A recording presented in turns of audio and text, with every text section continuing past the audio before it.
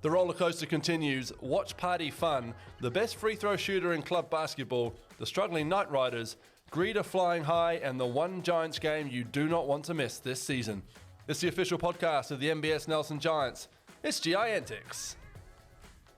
Kia ora Giants fans, welcome to episode 9 of G.I.Antics. Hugh Baden here with Phill Jones. G'day Phill. G'day Hugh, how's things? Yeah, good. Been a while. It has been a while, yeah. Someone decided to get sick last week. Yeah, producer Todd out of action last weekend, the whole family in fact. So good to see you back on your feet, Todd. Good to be back in the BeSeenMore studios for us as well. Heaps to talk about.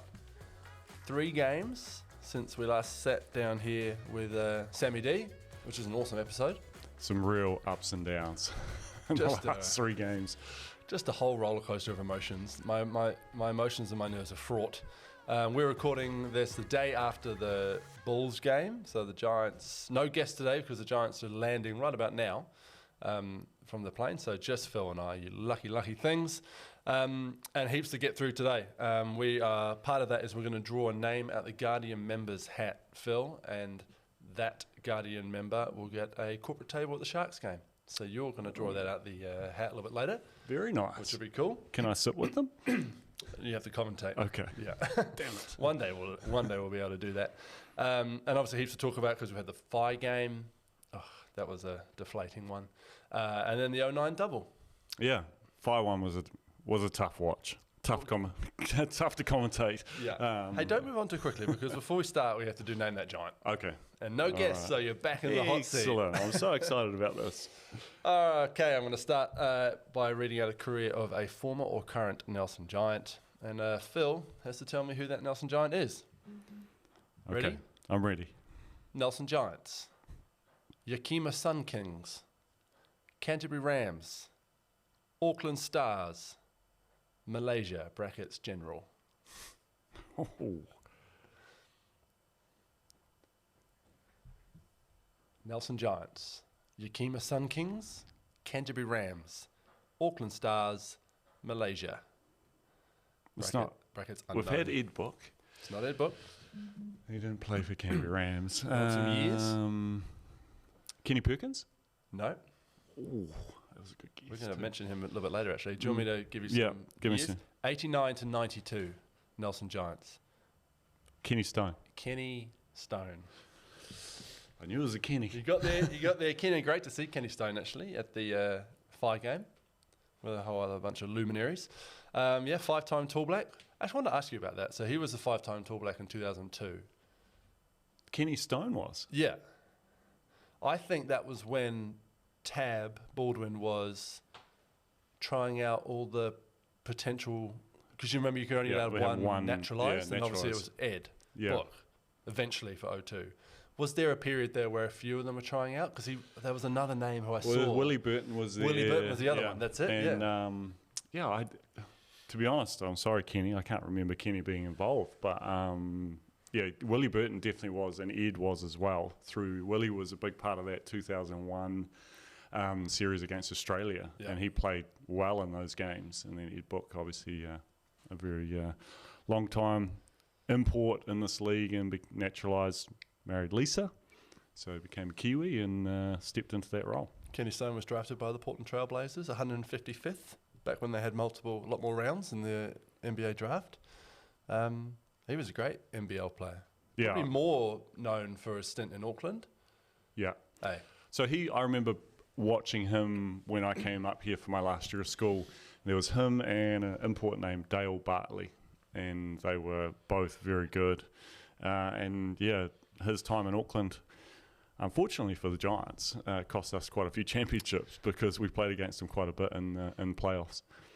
And he's been a long-time coach up at Rangitoto College as well. A whole heap of real good Auckland players and Harbour players have come through the Kenny Stone Academy up at Rangitoto, including probably Dan Fotu. Yeah, I think in so. recent years, and his brother Isaac. Good on you, Kenny. And he was sitting at the Phi game alongside Chris Simpson was there. Yeah. Tony Strange, Mark Graham. Yeah. That was great. They're having a little piss-up weekend, weren't they, the lads? They sure were. Simo's place down here. Good to see him. All right, let's rip into it. Shall we go, Giants go? I've got here written in my notes, Phill, roller coaster of a season. Cannot string performances together, but the highs have been high, the lows have been low. Is that fair? Yeah, I think that's fair. I think just watching them play in the last few games, I feel like they're really the effort is there. There's a lot of effort. They're just not playing with any freedom or looseness, and that's kind of impacting their confidence a little bit, I think.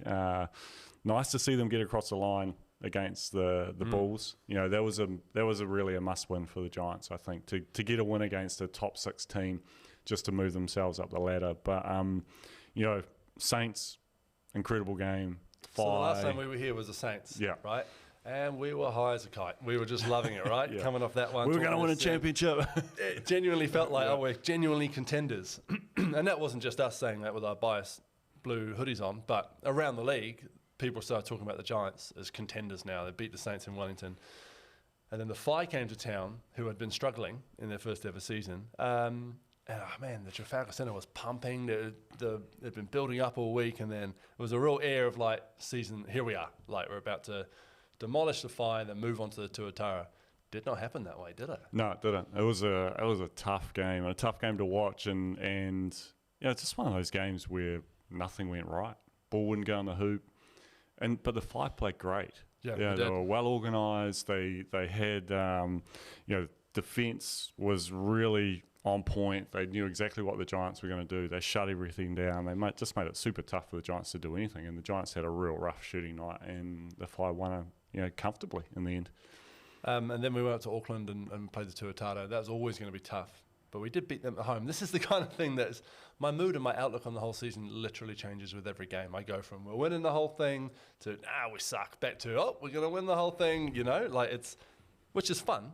It's quite a fun way of having a season. I'd rather be having this season than the season that maybe Southland are having, although props to them getting a win. We'll talk about them a little bit later.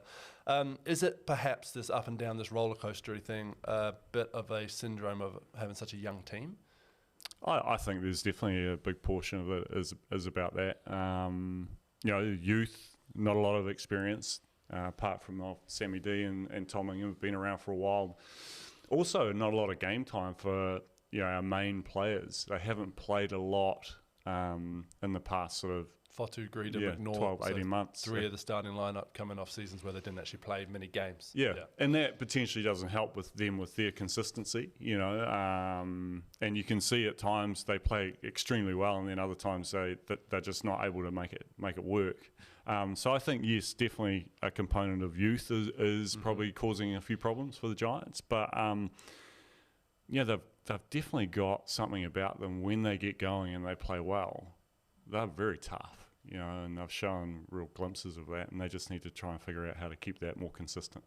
Well, they've beaten the Tuatara, they've beaten the Saints, they've beaten the Bulls now, so they're beating teams that are, genuinely the general consensus is that these teams are vying to win the whole thing, and the Giants are getting wins against them. So, and we'll talk about their run home shortly, because it's a favourable one. But like I said, it's a meaning thing so far this season, with the wins and losses we're having. So let's go back to that Phi game. That was a bit of a flattener, and then we moved on to going on the road. That road trip became super important. If I'd given you come back with a win and a loss from the Auckland road double, would you have taken that? Yeah, generally when you go on the road, you're hoping for at least one win. Mm-hmm.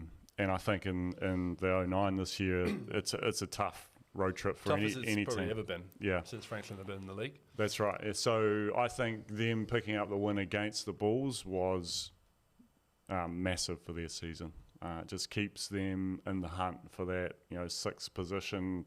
Who knows what? We've got other teams now bringing in imports. The Jets have picked up another import. The Sharks. The Sharks have got their first win. And with their new import. With their import, yeah. So, all of a sudden, these teams become teams that could knock over, one of the other teams that will help the Giants move up the ladder.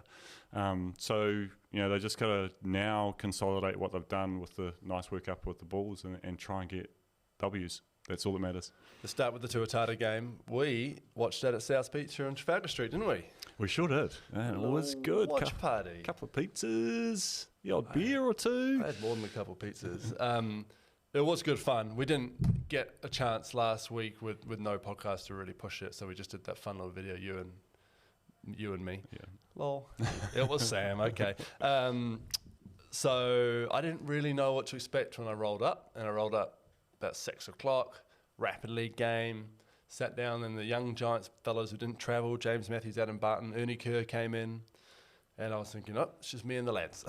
Which I knew you were on the way. I was like, it's going to be me, Phill, and the lads. And then lovely Sarah came in. Yep. Sat down and watched the game. Felt a little bit awkward for her. She was the only one there with us. But then people picked up. So Sarah's friends arrived. Chad and Kerry arrived. Craig and his family arrived. Shout out Craig, Benjamin Barker's Barbershop. Cuts my hair. Does a good job. Thank you. And we had fun. Yeah, and then it was a a good kid's night. birthday party came in, added a bit of volume to the place. I don't think they were there for us, but they were pumped to see some of the Giants boys there as well, which was cool. And it was fun. And so huge shout out to sales. They gave vouchers to everyone, looked after us real good. Pizza deals were awesome. Beer deals were awesome. And we had some good fun. It was good. It was. You know, the concerning thing wasn't it? I remember messaging you about it was, how big is sales? Yeah. Like a little bit worried about how many people are going to show up, but it would be actually really cool to get it packed out. A couple of good TV spots to look at, and watch the games at, and and they looked after us. It was great. So we will look to do one more this season for one of the road trips, and we'll give it a bit more promo. It'd be great to get some more people there. Yeah, I think if we pack it out, I reckon I'll do a little week quiz as well in between the Rapid League and the main game, or maybe a halftime in the main game.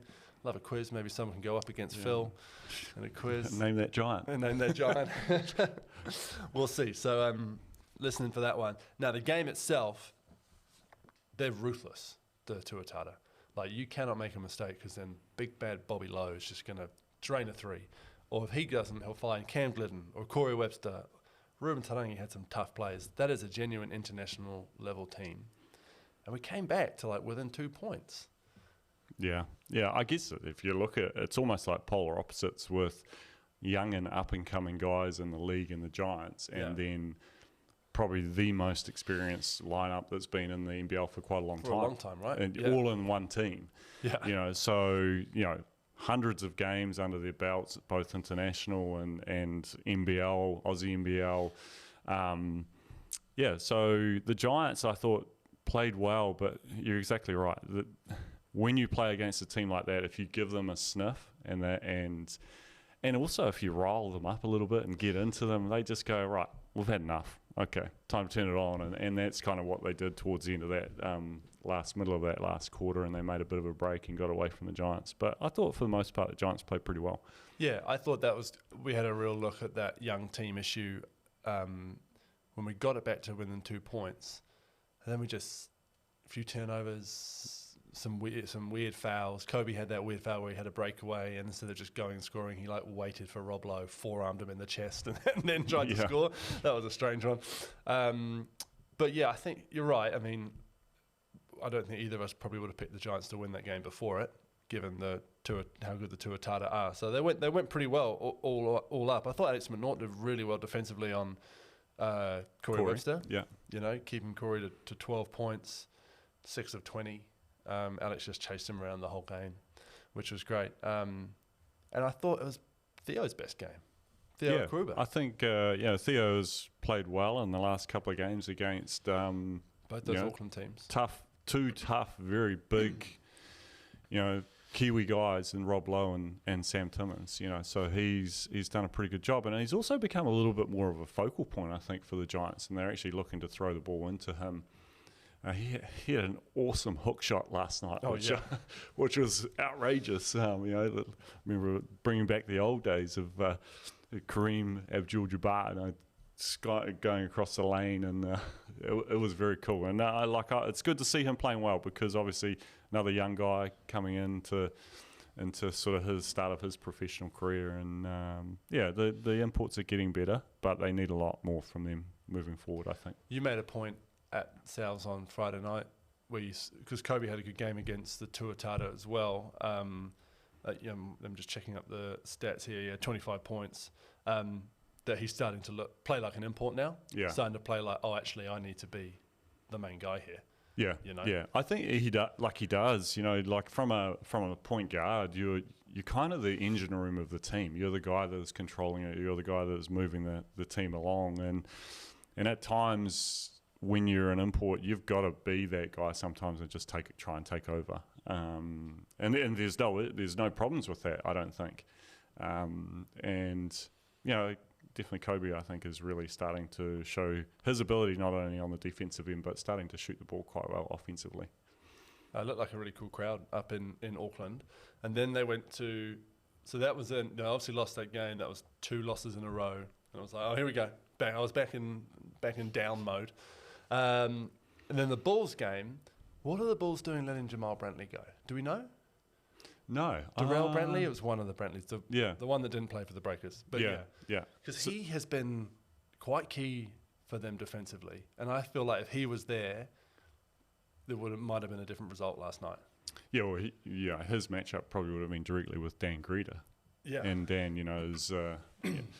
He's a tough guy that plays with force, but Brantley is also the same sort of same guy that plays defensively. He's a real anchor on their team, and obviously they said there was a mutual agreement to part ways, and maybe he's got another opportunity somewhere else in the world, and it's too good to refuse. But it's a hard one. Bulls will be keeping it pretty quiet.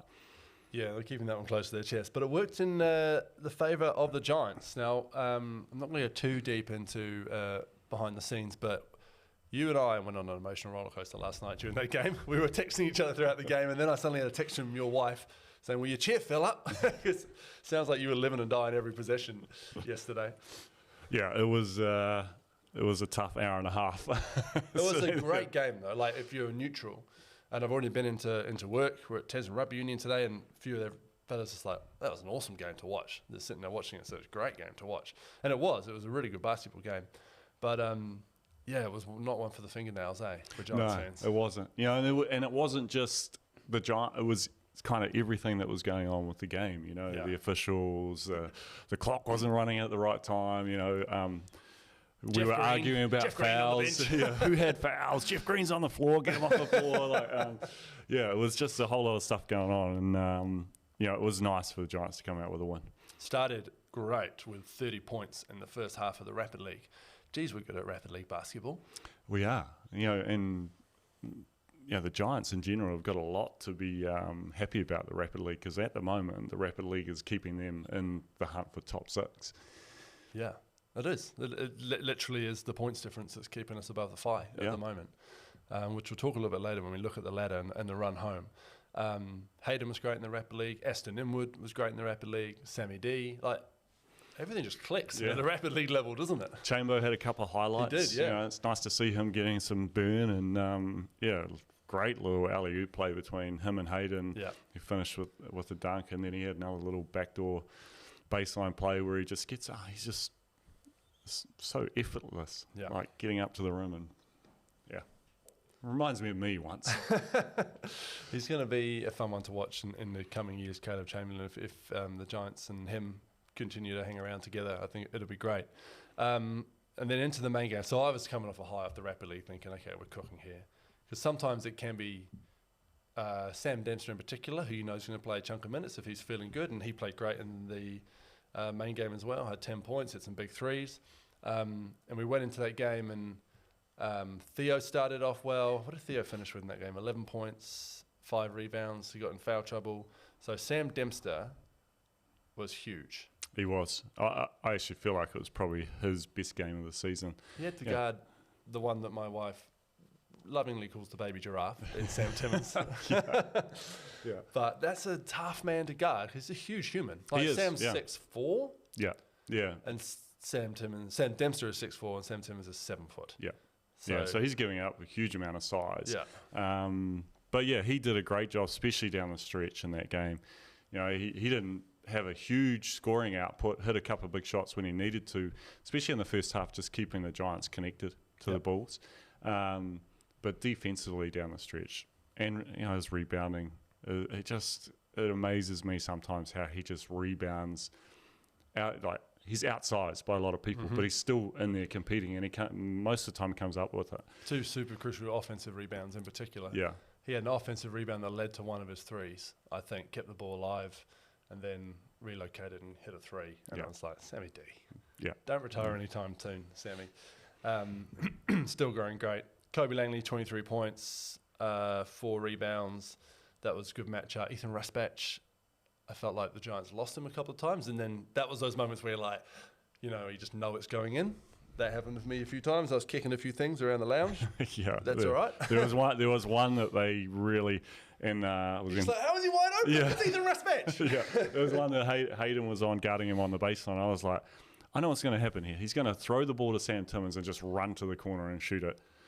Hayden standing there guarding the hoop. I was like, he's in the wrong spot. Sure enough, he threw it to Sam Timmons, ran to the sideline, and he stepped on the sideline, shot it, and made it. And the official said, "No, you're out of bounds." Oh yeah, they waved that was it a off. big play in the game. And then Kobe Langley came up with the steal of the game. Yep. Yeah, unbelievable. Yeah. Like, I actually missed that and then had to rewind it because my wife was loving it on TV and I was looking at something. I think I was looking at probably a text from you and I missed it. You also ruined something else for me in that game. That lob play from Hayden to Caleb in the rapidly. Because you're like, how good was the lob? And I looked at my phone as it was happening on my screen because you must have been a few seconds ahead. Kobe Langley, just a couple steals in that game, but I think affected more turnovers than that would suggest. Yeah. He's coming into his own. He's really, really fun to watch. Now, obviously, Alex went down hurt. And so what I've heard is it's a sprain, so it looked pretty bad. Yeah. He wasn't enjoying it, obviously. This is early news, but a couple of weeks, 2-3 weeks maybe max at the moment, which is good news and it could have been. What it did mean was that young Hayden had to come on and play the last 5 minutes straight or something. He did a great job. He did, yeah. And, hit his free throws. Yeah. I texted him after the game saying, great job, mate, etc., etc. And he goes, all I was thinking about was what Dad would say if I missed my free throws. Yeah. Like, I was actually, to be honest, surprised that Fitch went in that direction. Obviously with... Tom Ingham had played like 27 minutes a couple of nights before, so maybe that factored into it, because he only played 5 against the Bulls. Yeah, so, and Tom... obviously had a little niggle with his knee as well, and he came out of the game. So maybe that was one of the scenarios. And then Nick Davidson's been playing quite well and quite a bit, and maybe he just decided he wanted a little bit more size and length because Akuba was out with foul trouble. So you need to bring in another guy that was sort of 6'5", 6'6", and he did great. He did well. Hit his free throws, had big rebound at the end. A big rebound. Yeah. Had a semi-accidental assist that when he cut, kind of lost the handle and Greed was like, thank you. I'll take that. But just defensively, he wasn't out of place for a 17-year-old in the crunch time of a really crucial game for the Giants against a whole bunch of tall blacks and imports. Thought he did real well. Great moment for him and give Fitch plenty to think about as well, which is cool. That's a good headache. Aston Nimitz had a solid weekend again. Like we've said many times with Aston, I'd love to see more of him out there. I guess that comes down to what offense he can bring going forward as well. So let's talk about the two Dans. Greeder, 30 points, 8 rebounds, 3 assists, just playing with force, just there. And the league loves him. Everyone loves him. Yeah. Is he an MVP candidate? Well, I guess it depends on how well the Giants do in the end, because that's probably going to govern where the MVP goes to, right? But, I think from a calibre of player that he's turned into, he definitely puts himself in that top echelon of players. He's kind of like a toy that you just wind up. And you wind him up, and let him go, and he just keeps going. He's just non-stop the whole time. He's constantly in movement. He's either cutting or rebounding or trying to block shots, or he's out in the fast break. He just consistently playing hard all the time. And it's so good to have somebody like that in the group. Against the Phi, just to go back a couple of games with Greeder, potentially too hard, forcing a lot of things when things weren't going their way. And the feeling, when you're at home, you're not winning a game that everyone thinks you should be, including yourselves. They all seem to tighten up a wee bit. And I thought Greeder was forcing it, doing too much. But this game, he wasn't. He was sharing the ball well. Like I said, he had a few assists in there. And the other players were spacing the floor nicely for him so he could do his thing. The ball movement was great. And Dan Fotu had 22 points, 4 rebounds, 4 assists, and 2 big threes. Yeah, 2 massive threes down the stretch. Yeah, and Dan... Yeah, I feel like Dan's been a little bit off in the last few games, and a little bit off at the beginning of this game. And you and I were arguing about how many fouls he had. I was like, I'm sure he's got 3 fouls. That's why he's out. And then turned out he only had 2. But second half, that was the Dan Fotu, I think, that we like to see and know that he's more than capable of. He came out and he was huge for the Giants, particularly down the stretch. He's different to Greeter. Like you say, Greeter's just like, give me the ball, involved in everything. Dan doesn't seem to be that kind of personality. They've got to find him, and when they find him, he was playing against his 2 former teams this weekend as well. Yeah. Played for both of them. So that would have been with him and Dom Kilman-Poto obviously know each other really well. They had a couple of big buckets on each other. Offensive rebounding. Man, I can feel the frustration coming from Richmond from your house because it was the same in my house. I mean, DKP's a great rebounder, and they outsized us, especially when Theo was off the court, but they had 14 offensive rebounds, the Bulls. Most of them would have been in the last quarter. Most of them would have been in that one possession where I'm just like screaming rebound at the TV, waking my kids up. But that's what it's all about. Loved it. It was so much fun to watch. That was good stuff. Just make sure I've ticked off everything I wanted to say. Sammy D playing the 5, Fotu 3s, great gritty win, and just a great win all up. So now we look at what's to come. Like I said, we've beaten the top teams. We know we can contend at that level if we stay consistent. And our run home, Phill, is touching all the wood I can see. Pretty good. We've got 8 games to go. 6 of those games against teams currently below us on the ladder. That's not bad. Yeah, it's not bad at all. A few of those games are at home, which is even better. 4 home games to go. Yeah, out of the 8. So so that if you're asking for a decent run home, that is a good run home for the Giants. In previous years, we were always playing the Saints last game of the season, and it's to get into the playoffs, and Saints generally haven't lost a game all year. So this time around, it's a little bit different. The Giants really need to be focusing on trying to get, I would say, at minimum, 6 of those games, if they can. So the teams above us, we're currently sitting 6th, and that's due to the points difference thanks to a pretty epic Rapid League team. The Fire 7th. Both us are on 5 and 7. Now, the Hawks are the other interesting one because they're 4 and 6, but they've got 2 games in hand. So who knows? And we play them twice. And we play them twice, starting this Thursday, tomorrow, if you're listening to this when it comes out at the Trafalgar Centre. The teams we have to play above us, Taranaki away, that's tough. They're your team. They're your pick to win the championship, right? Canterbury, besides the Giants, who are on a silly run of like 7 straight wins, we have to play them, but it's at the Trafalgar Centre. We actually do okay against Canterbury traditionally in the last few years, like in the Fitcher era since Mike's been coaching. We go pretty well. This Canterbury team's pretty good, but that's a special night, which we'll talk about very shortly. So those games against the Sharks, the Jets, the Nuggets who've fallen off a cliff, 2 games against the Hawks and 1 against the Fire. We play all 5 teams below us.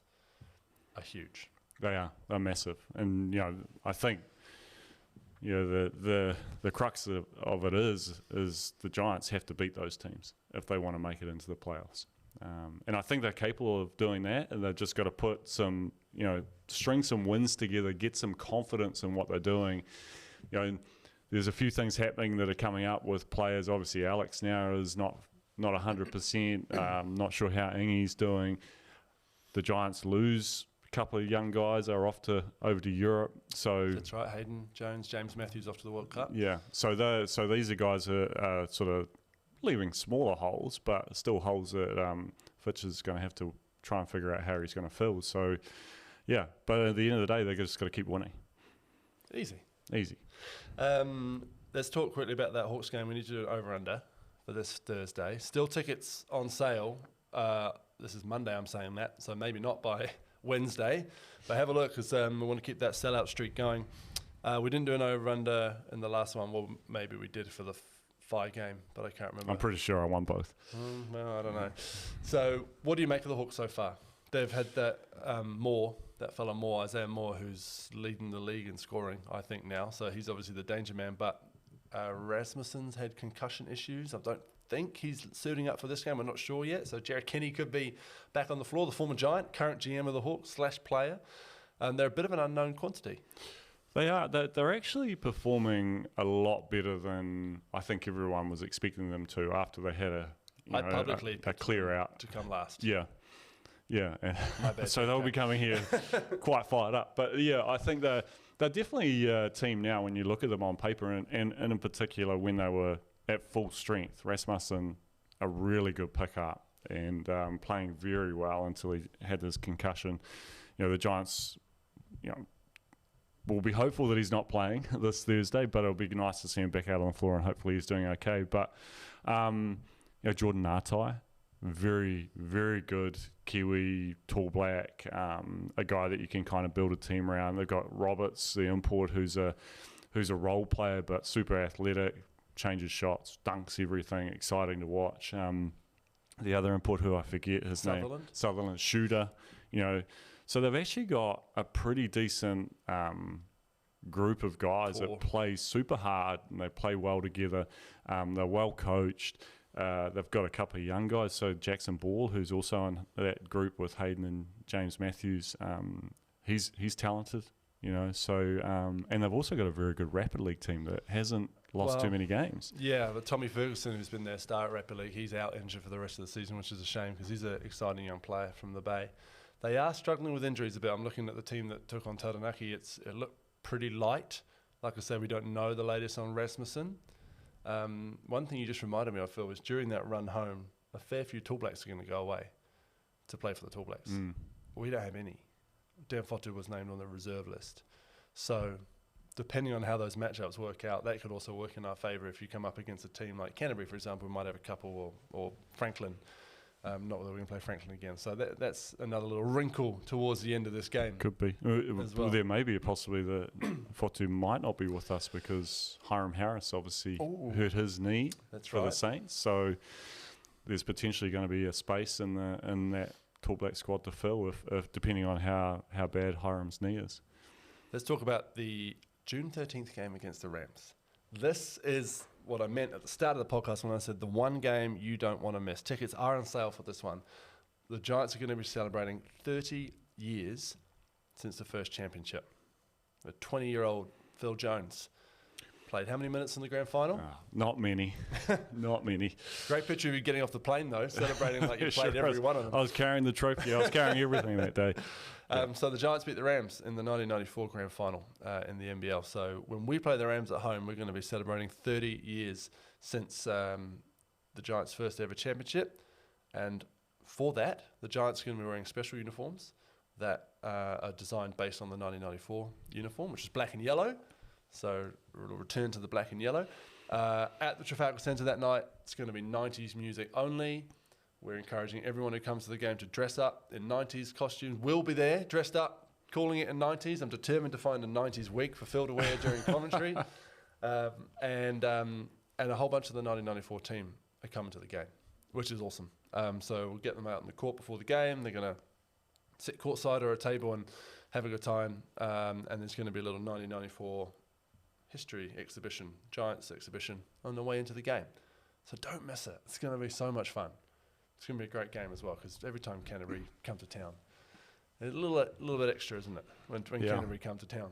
It always concerns me when we have these types of things because we build up too much. There's always that added pressure on the team that they've got to perform and get out with a win. The 40th birthday a couple of years ago against Otago. Yeah, that one. Yeah. What a fizzle that was.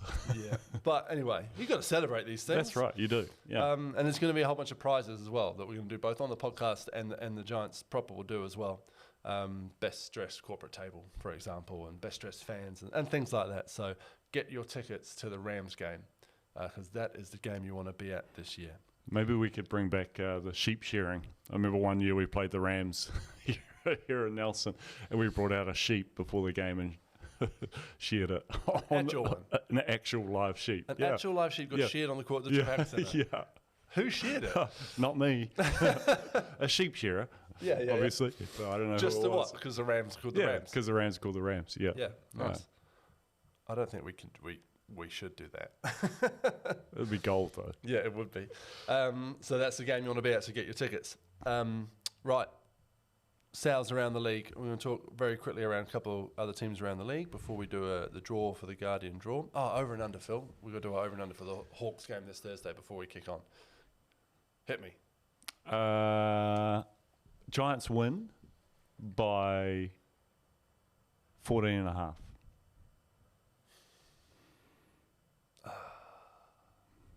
Under? Ooh. I want to say over so much because I just want one of those stress-free games where you roll up and the Giants are up by 10 plus the entire game, keep them at arm's length, no dramas. I just can't. And we kind of had that against the Jets. Even then, it got a little squeaky, didn't it, before the final run? Yeah. Yeah, maybe. Oh, I've got to say under. I have to say under. My head's saying under. Okay. I think the Giants are going to You win. heard it here, folks. Under. I think the Giants are going to win. Okay. Alex McNaught is more than likely going to miss that game. So I'm going to go points. Nick Davidson, 6.5. Over under in the NBL game. In the NBL, over. Nicky D, backing him. Good. It's going to be a really interesting, it's a cool opportunity for Nick, Hayden, whoever steps up. This is the opportunities you have to grab. As bad as it sounds when someone gets hurt, careers are made on these opportunities, right? Yeah, well, we talked to Sam about it. The last podcast, and he sort of said opportunity to play, and he kind of made himself that option moving forward. And I think big opportunity for Nick and Hayden, and who knows, maybe even James Matthews with Alex being out and coming up against a really good guard and Moores, that they're going to need defense. So that's Fitch's problem to figure out, but he's got options, easy for right? us to say, yeah. Okay, so I've gone the Giants to win, but under 14.5 by under 14.5 points, and you've gone Nicky D to score over 6.5. Is that what I said? 6.5? Or did I say 11.5? Let's go, Nicky D. Get it. You got it, Nicky D. Right, Sales Around the League special deal for all G.I.Antics listeners from our good friends at Sales. Go to sales.co.nz, online code GIANT1/2. You get buy one, get one free on any half pizza. Available only at Sales, Nelson or Richmond. Around the league, the big news is the Sharks got to win. Yeah, how good. Good on them. I'm starting to feel the Sharks are one of those clubs, in sport when you like a team, when you follow a league, there's teams you like, there's teams you don't like, and there's a bunch of teams that I'm a bit like that with the Sharks. I don't have any animosity towards them. I also don't have any allegiance towards Southland or anything like that. So I'm like, they've got a cool stadium. Their general manager I like a lot, Jill. She's a lovely person. But, they win or lose, I don't really care. I was happy they won, just because I felt bad. Yeah, it was nice to see them get a win. And I don't want to sound uber patronising, and then we come up here and we lose to them. So not that on the hand now, but you know what I mean. It also kind of shows you that you change a couple of pieces, and how it can change the complexion of a team. And obviously they've picked up this new import, and he looked like he played pretty good. Cooper Rob. Yeah, and Rob Cooper? Cooper Rob. Yeah, and Braden Inger played really well, and he's sort of come back in and hadn't been playing that well initially, and then he's come good, and they've got a decent squad now, and they're starting to find their feet. It'd be nice to see them beat a few other teams, not the Giants, but it'd be nice to see them beat a few other teams, and really throw a spanner in the works. They're probably in a position now where they're a little bit far gone to be in contention for the playoffs. But they can. Have you been in teams where that's been the case? Yeah, you have. I have. And is it you want to spoil the party, or is it just? Yeah, I guess you kind of evaluate your goals and what you're trying to do, and obviously you're trying to win every game, but it's about, I guess, becomes about not finishing last at the end of the day, not picking up that wooden spoon, and I don't know whether that will be who that will be, but at the end of the day, I think the Sharks got to win. They'll be looking to build on the momentum, and they'll be dangerous for teams. The Nuggets, who lost to the Sharks, that's an added little nice thing for the Sharks as well, for it to be the Nuggets that they beat as well, obviously with the rivalry down there. They've lost 4 in a row now. Since they beat us, they lost Ty Webster as well, and with that, they've lost 4 in a row. Yeah. Kind of falling off a cliff. Yeah, I don't know what's going on down there, eh? Just, it's hard from, looking from the outside in into seeing what's going on, but obviously things are probably not quite right. It's always really hard to tell who's coaching that team down there. Yeah. Because you've got Brent Matahari standing on the sideline, and but then there's two other guys behind him just up giving directions all the time. Who come from Perth as well, because there is that Perth own them. So obviously that's, they end up with Ben Henshaw and Dante Russo-Nance and Ty Webster, all three play for the Perth Wildcats. And their assistant coaches come over from Perth as well. So, you're right. It's an interesting dynamic, because Brent's larger than life, and how he acts and how you can hear him from here. You can see his shirt from space. So, like, he's that kind of character as well. But then you're right, there's a lot of X's and O's happening on the bench as well, I think. Yeah. So, like, I mean, and won a couple of championships in the last 4 years, so I'm not saying it's not working for him. That's right. Yeah. But, losing Ty Webster, that is, that's tough for them, because he's a super quality player. Yeah. Dante I don't know if Russo-Nance. he's coming back. Yeah, I'm not sure what's happening with him. He went because his wife was giving birth, right? Yeah, over in America. Yeah. So, I'm not sure if he's coming back or whether that's him done. I'm not sure. I haven't seen any news on that. Yeah. But they're probably a little bit similar to the Giants in a way that they've got a lot of youth. Dante Russo-Nance come back in. Now he's filling that starting spot. Ben Henshaw is 19, heck of a player, but Jack Andrews young. Yeah, he's playing in an adults league where some of the adults don't like kids coming in, and he's not a kid. He's a young adult himself. But you know what I mean. They take offence to those guys having standout games, and next time they play them, they're a target. And that's all part of the growing curve for those guys, is understanding what they're up against and the physicality of the league. But losing 4 straight, there's obviously something happening in that group. The other team I want to talk about are the Canterbury Rams, who have won 7 straight, I think. Wins. Good wins. Yeah, they had the fire in there. They saw them a couple of times, that they've also beaten the Airs. How about putting 107 on the Saints? In Wellington, and keeping Wellington to 84. They played so well. That's a team that's trying to win a championship. Yeah. Because that's a good Saints team at the moment, and they put in. I know Home Harris didn't last too long with his knee, but Liafu was out, so they're a little bit undermanned. The Saints. Brewster turned up. Yeah, I know he didn't play too much, but he's a good player. Sam Gold played a bit more, so they're a little bit undermanned. You're right, but still hard place to win. They've just nailed it with their imports, haven't they? Yeah, they've got 3 quality imports, but they've also got a guy that I feel like is probably the unluckiest guy to miss out on the Tall Black squad. Taylor Britt. I just love the way he plays. Like, he gets downhill. He's just always a constant threat. He's niggly on defense. He gets into guys. He plays with some real physicality. He gets after it. He plays the most Canterbury way possible. He sure does. Super hard, physical. He's not a huge, muscly guy. He's quite small and fast, really, right? Super hard, super physical, but never in a bad way. No. He's not yapping. He's not anything like that. He's just Mr. Canterbury. Yeah. Straight up and down. Can't complain about him. It's just like, damn it, Taylor.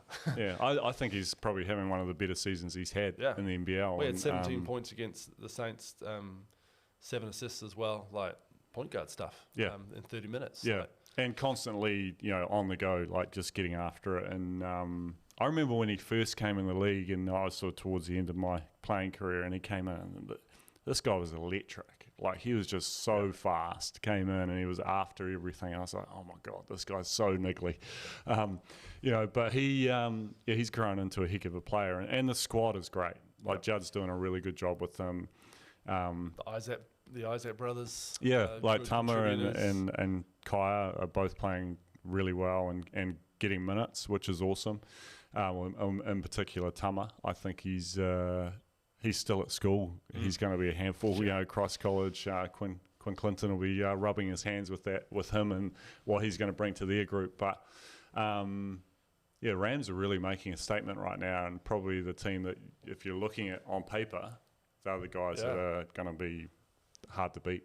Judd Flavel doing a great job, former Giant. The news out of the Breakers that Modi Maor is gone for whatever reason. Just a pretty vague going to Asia was the reason. So who knows what's happening there. But now I don't know if this current Breakers ownership would go this way, but I feel that should be Judd's job. Yeah, look, I know it's a big time league. Yeah, and that they will look globally, but I think it'd be an awesome show for the Breakers, a Breakers organisation that has probably drifted away from the New Zealand centric way that it was when it was super successful, and that's partially because the league has got bigger and better as well. I think it'd be a great hire, and look, Judd Flavell to get that role, and well deserved. He's been in like the final three for a whole bunch of jobs elsewhere in the NBL. Kind of feel like if he can't get the New Zealand one, when's it going to happen for him? Yeah, I'd probably agree with that. I think there's he'd be probably your number one pick out of the coaches in the New Zealand NBL at the moment. So many given of his results. The great Breakers in recent years went through that academy, like from Mecca to Tom to the Webster boys to the Fotus, and that academy was Judd. Yeah, you know, he set up that academy, and Judd and Fitch. Fitch was involved in that. Fitch came in a little bit later when Judd moved up to the thing, and Hayden Allen as well. Not just Judd, but Judd was a massive driving force in that academy to start. So many of them have gone through him to get where they are. Yeah. It's going to be an awesome appointment if it was Judd. Well, look, I think Judd, if you're listening, you should probably apply, mate. Yeah, because you've got it. We've given it to you, but I think it'd be great to see him get a chance, because I know that he dearly wants to have that opportunity, and if he could do it on home soil in his hometown, where his home is in Auckland. I'm sure Melissa, his wife, would be happy to have him back in home for an extended period of time. But I like it.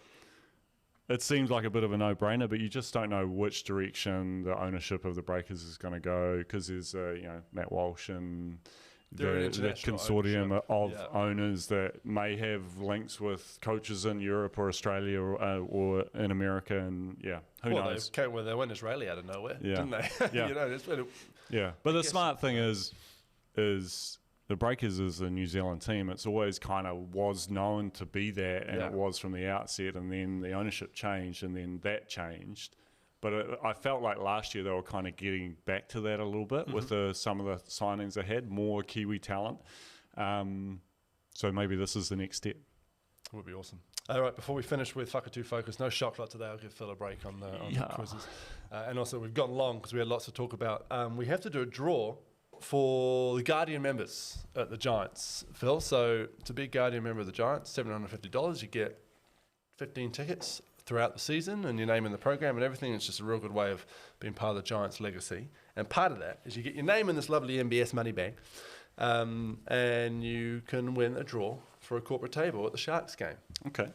So you're going to do it. So shout out to our corporate Guardian members, which are NBS, who provided me with this bank, Duke and Cook, Munro Dental, Skipper Training NZ, Alfresco, Smart Array, Allen Plumbing, A-Temp, the police, apparently, not the police, Super Liquor, More, and the Sports Clinic. Okay, they're our Guardian members. One of them is going to have a table at the Sharks game on the 30th of June, and that person is going to be Allen Plumbing. Rob Allen, good man. Rob Allen will be happy about that. He will be very happy. This could be quite a lucrative one for our bar, actually. So shout out to Allen Plumbing. We'll see you at the Sharks game. Congratulations. It's going to be a good fun one. And that leads us nicely onto NBS Whakatū Focus. And the reason it does is because that Sharks game is off the back of the Tasman Cup. Oh, okay. So, Tasman Cup. It'll be my debut at the Tasman Cup. What's the Tasman Cup, Phill? Tasman Cup is basically a club tournament for club teams that is run throughout Tasman. So this year it's down the west coast, so it's like Greymouth. West Coast, Nelson, Marlborough. Yep. So generally West Coast and Buller, and generally Marlborough, West Coast, Buller put in rep teams. And then then there's club teams that come from Nelson. So ABC, I think, have won it 4 straight years. Yeah, ABC, Stoke Bears have been champions, Knight Riders have been champions. But it's a great little trip. And they've had recent years, I've had some women's teams playing as well. So I think Cats team Old School is looking to go, but they generally have very limited numbers in the number of teams. But from on the guys' side, it's a pretty good tournament. It's fun. So it's down in Greymouth this year, and the Night Riders are going back. My first time as a Night Rider, so ABC have been winning it the last 4 years, so I need to put an end to that, I think. You'll be coming down to referee and coach? Yeah, I'll be doing something down there. Sounds like it's almost more fun off the court than it is on the court, so I'm looking forward to that. But the key there is that we play games Friday and Saturday, and then we're coming home on the Sunday in time for the Giants game. So if I've got a slightly croaky voice in that commentary, you know why. Right, Whakatū Focus, Club Ball. Absolutely pumping. Great to be back. Tuesday, Wednesday nights, Wednesday night college ball, Tuesday night club ball, Saxon Stadium. Nelson Basketball Association doing a great job. It's been a really smooth season so far. Not so much for the Night Riders. Still finding our feet. Got to win though. Got to win last game, which is good. We found our level against Nelson College B team.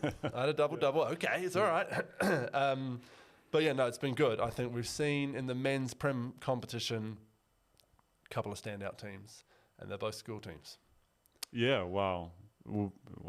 The Waimea team is going to be tested this week, which Stoke is Bears. no, we play ABC. Oh, So the ABC. team that Nelson College played last week. Well, ABC yet to win a game, despite having... So ABC is that team with Big Uniker, Adam Barton, Sam Seelan, like, they're all massive. Brody Hanna, Lockie Campion. Jordan Limbom, is he there? Jordan Limbom has been kind of playing when he can. Yeah.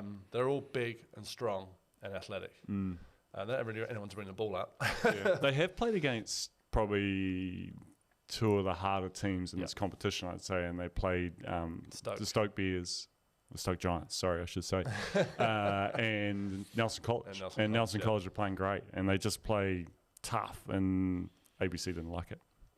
No, that was actually a great game.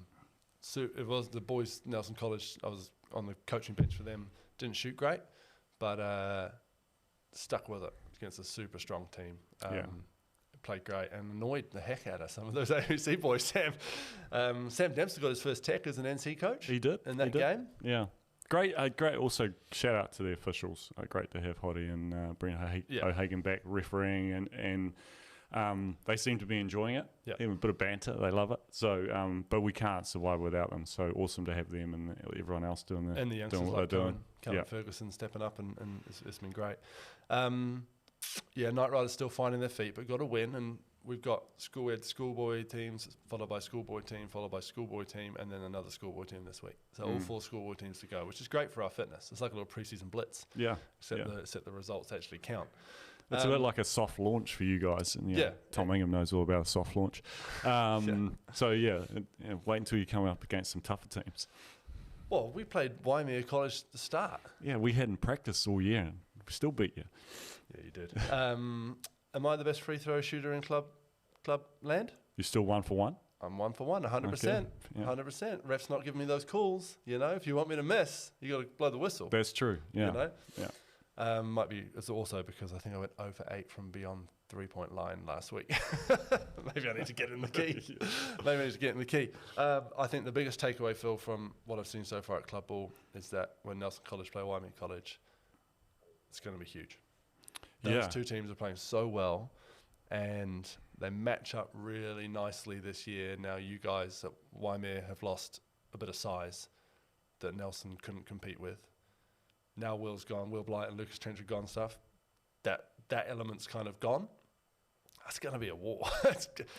We'll let you know when they play, because... Yeah, I apologise already to the officials who'll be refereeing that one. I'll apologise on Sam's behalf because it'll be the same thing. Yeah, look, I think everyone's waiting for it. I think the boys are all fizzing to actually get out there and play against each other, and it's going to be a super battle. We have been, I suppose, the team to beat in the last few years in the way we've been playing. Did you win it 2 straight? You won it last year, the men's Prem Club. Did you win the year before, or did Stoke beat you in the final? Stoke won, I think, in the final year. But from a college perspective, I suppose in the region we've been the team to beat. So, and I feel like NC, I feel like we're underdogs.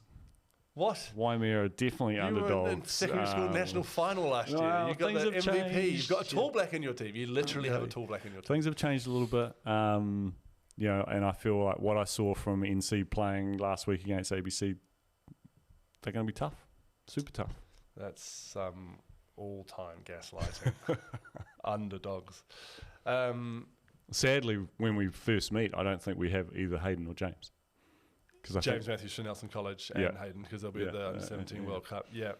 I think that is true, which will be a shame, but it will still be a hell of a game. In the women's comp, 2 teams unbeaten so far. Old school, everyone's favourite team to hate, which is Kat Jones and Jodie. And Gracie Roberts yet to debut. I think she's debuting this week. Gracie Roberts here. And Nayland College, 2-0 too. So at least it's getting nice and tight over there as well. It's club ball's ticking along really well. And college ball on a Wednesday night's good fun as well. Your team, you're coaching? Team Jones. Yep, narcissistically named Team Jones. Is that 2-0? We're 2-0, yeah. And the Royals, who I coach, NC Royals, 2-0? Yeah. That's a battle, isn't it?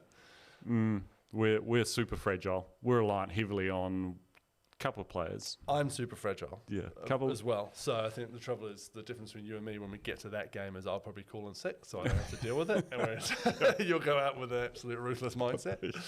There'll be a fair bit of chat when the Royals take on Team Jones. Great win for the Royals last week against another NC team, which I always enjoy. Heaps of chat. I had to coach against Sammy D. Got the dub. Give me the top job already. Am I right? Anyway. Breakers, here you come. Breakers, here I am. Juddy, don't worry about it, mate. I got this. Anyway, Thursday night, the Giants take on the Hawke's Bay Hawks at the Trafalgar Centre. It'd be great to be back at home. See if the Giants can string a couple of wins together for just the second time this season.